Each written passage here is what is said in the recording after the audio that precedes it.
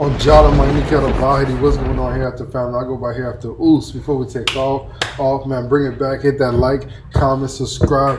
Comment the video down below for me to react to it, not react to it, alright? This channel is not only by increasing your Iman and Deen, but it's also to increase my Iman and Deen, which means faith and religion.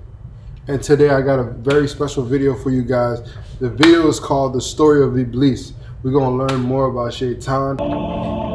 Iblis is a creation of God. Iblis is a jinn. Iblis is, he's made of fire. But where did Iblis come from? And were there the likes of Iblis before? So the Mufassirun have commented. Again, this is based on Israeli riwayat. And what Allah Azza wa Jal did is that He created a whole creation of jinn. Hey guys, before we get into this video, I hope you guys are staying healthy. I hope you guys are exercising. I hope you guys are drinking your water. Let's get back into the video. They had got taklif. Taklif is that God's now given them a responsibility to recognize Him.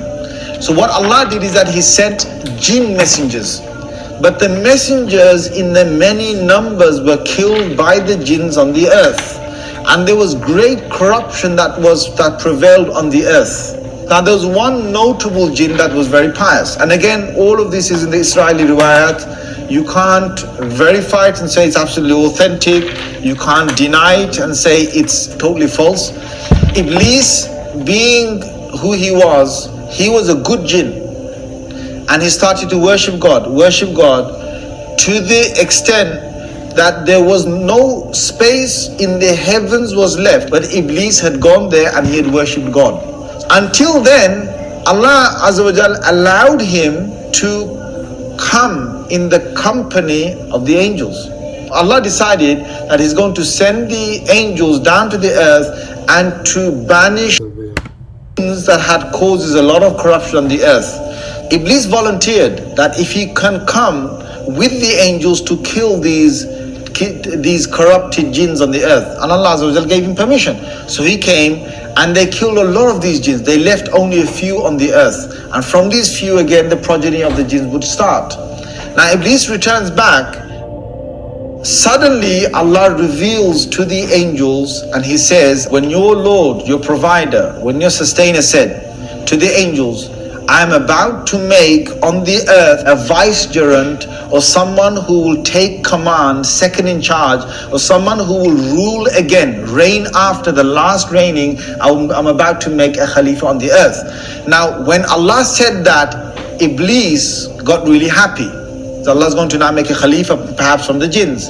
But Allah's decision wasn't that He's going to make a Khalifa or a vicegerent from the jinns. His decision now was that He's going to create this new creation. Now this shocked Iblis. And the story goes that he had already announced to the angels. He said, I'm going to create a man from dirt. And the angels, they were scared and they said, Ya Rab, are you going to create these human beings? We are glorifying you, we're praising you. And in other words, the angels were asking, are you not happy with our worship, Ya Allah? Allah subhanahu wa ta'ala says, you're not going to understand. I know what you don't know, I'll show you, I'll explain to you. And Iblis is thinking, I should be getting this position, not Adam, and this guy is created from dirt. So he creates Adam alayhi salam. And before he blows the soul into Adam alayhi salam, he forms Adam alayhi salam. And he left his body there. And now Iblis comes up to the body of Adam alayhi salam, and he finds that this body is dark and is made of clay. And Iblis starts hitting the body and it starts making sound. Now he's not yet alive. Iblis finds out that he can flow into the body of Adam alayhi salam. Because Adam alayhi salam is created. Wow guys, this is the last time I'm going to pause this. But Iblis, Shaitan, he realized that he can flow into the body of Adam. So that means we have to really be careful on this earth, because Shaitan can enter our bodies, and then we can listen to his whispers and we can pursue his evils. So let's just get back into the video. Earth is a very dense creation, and Iblis is created from smokeless fire. And so he's like energy, and he can flow in and out of the body of Adam alayhi salam. And when he flows into Adam alayhi salam, he finds out that Adam alayhi salam is made hollow. He's empty inside. And as he's going around Adam alayhi salam, looking at him, his heart starts to develop a feeling. And it's the feeling of jealousy. And as time passes, the body of Adam alayhi salam is drying and coming into his form. And this jealousy starts to grow in the heart of Iblis, until it completely takes over his heart. Now Iblis, he doesn't fight against it. He lets it go. Guys, they say if you feel some type of jealousy towards anyone, it's not good. So what you should do is pray for that person to have more. So if somebody gets a car you want, do not be jealous or hateful. Just say, may Allah reward them with much more. That will take the evil eye off things. So when you just make dua for the person, you won't have the evil eye. So guys, be aware of the evil eye. It's very dangerous. And this hasad starts to burn and grow until it completely takes over Iblis. We blew into Adam from our soul, from the ruh. And Adam alayhi salam came to life. And Allah said to the angels, bow down to Adam alayhi salam. All of the angels, Allah subhanahu wa ta'ala says, bow down. They all immediately, right away, they bow down to Adam alayhi salam. In Iblis, he doesn't bow down. And Allah subhanahu wa ta'ala says, oh Iblis, why don't you bow down when I commanded you to bow down? Iblis says, I'm better than him. You created me from fire, you created him from dirt, I am better than him.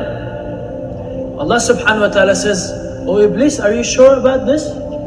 Iblis says yes. So Allah subhanahu wa ta'ala says, get down from here, you are indeed cursed, and you have my curse upon you until the end of time. Now Iblis has a chance still. He can still plead with Allah subhanahu wa ta'ala. He says, Ya Allah, give me one dua, just one dua. Allah subhanahu wa ta'ala says, ask. He says, I want you to give me time and let me live until the end of time too. And I want you to give me power over Adam.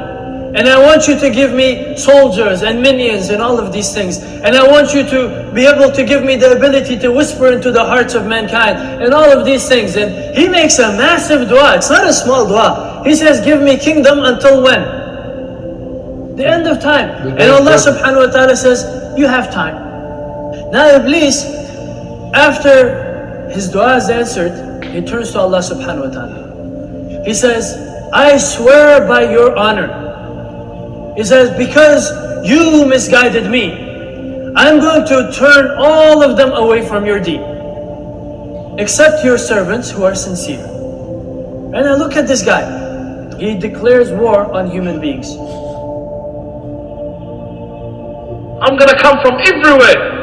I'm going to deceive them. I'm going to work on them. I'm going to do everything that I can do to take them away from the righteous path, to prove to you they're not better than me.